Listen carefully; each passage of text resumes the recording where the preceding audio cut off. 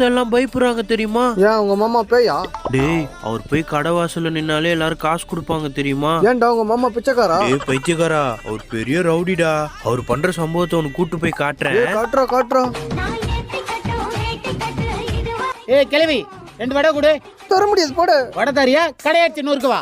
தூமையை குடிக்கி போட வெளியே. நான் யார் தெரியுமா? இந்த ஏரியா ரவுடி. இருக்கட்டும், போடா. இதெல்லாம் சரிப்பட்டு வராது. எல்லாத்தையும் தூக்குனாதான் கரெக்டா இருக்கும். உத்தரவா மாமா வரட்டா?